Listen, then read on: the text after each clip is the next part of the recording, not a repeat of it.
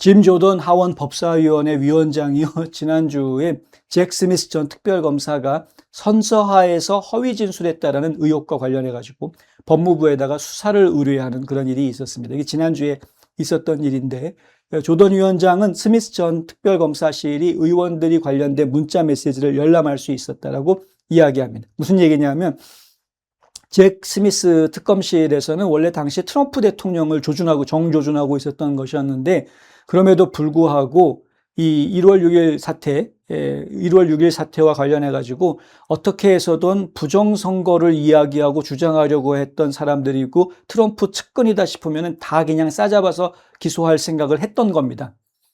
그래서 연방의회 의원들, 공화당 의원들 뒷조사를 다 했다라는 거죠.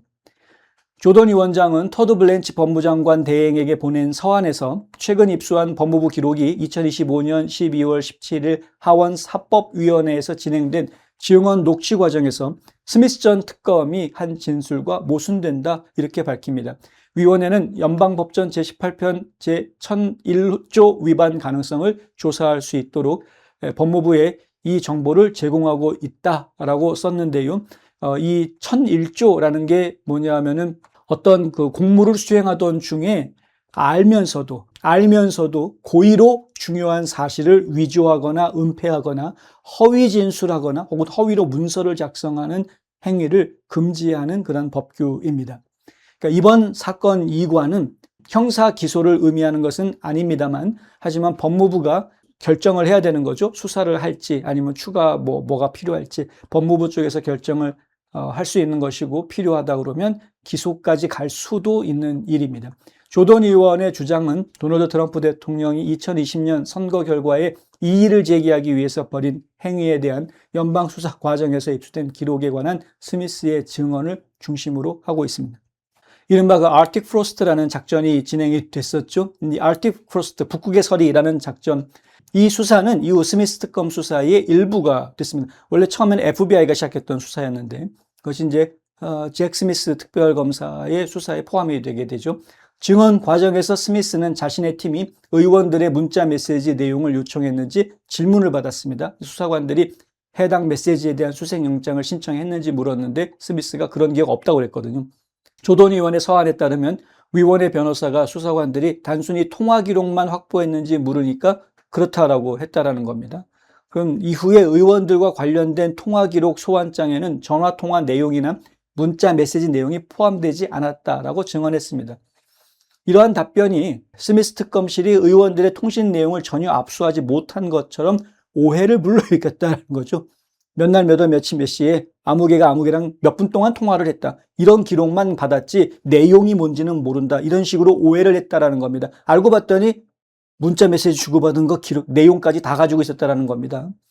서한 내용에 따르면 위원회가 7월 14일 법무부로부터 입수한 기록에 따르면 스미스 특검의 수사관들은 트럼프 백악관 관계자들과 44명의 국회의원들 간에 주고받았던 문자 메시지를 일일이 다 검토한 것으로 나타났다 하는 거죠. 조던 위원장은 해당 메시지가 통신사로부터 직접 입수된 것이 아니라 국립문서기록관리청을 통해서 입수된 것이라고 말했습니다.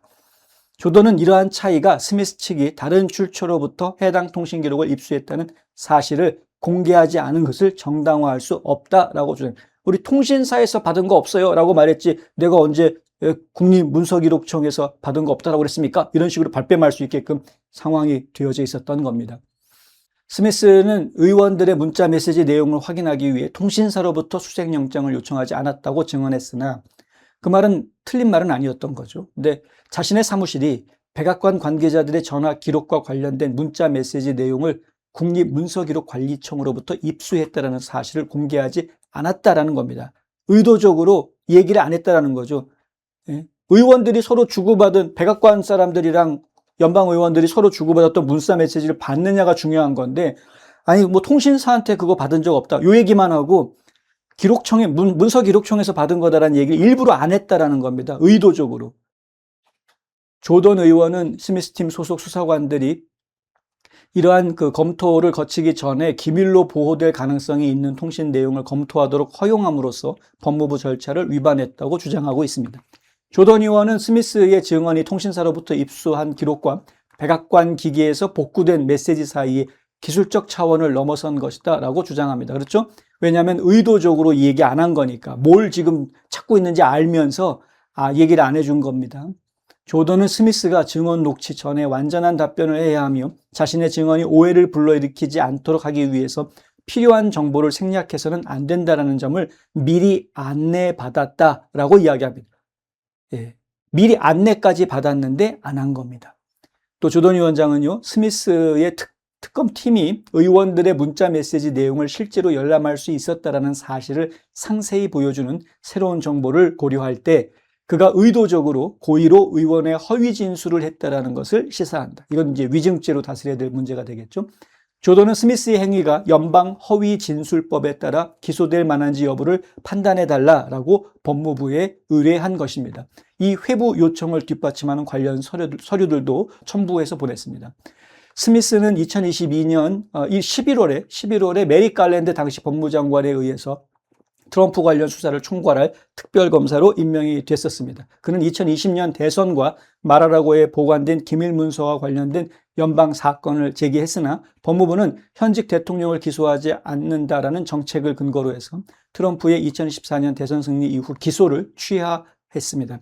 조던 의원이 수년 동안 스미스의 사무실을 조사해왔고 특검의 수사에 대한 위원회의 감독 활동의 일환으로 2025년에 스미스를 증인으로 소환한 바 있습니다. 한편 스미스 측 변호인은 이 혐의가 완전히 사실 무근이고 터무니없다라고 주장하고 있습니다. 스미스 측 법률 대리인은 그의 증언이 완전히 진실했고 이번 고발은 증인이 질문을 받지 않은 내용까지 알아서 자발적으로 밝혀야 한다라는 억지 논리다라고 지금 주장하고 있습니다. 과연 이것이 억지인지 아니면 의도적으로 말장난해가지고 숨기려고 했던 것이 들통이 난 것인지 이거는 이제 법무부가 판단해야 될 상황이 되어져 있다.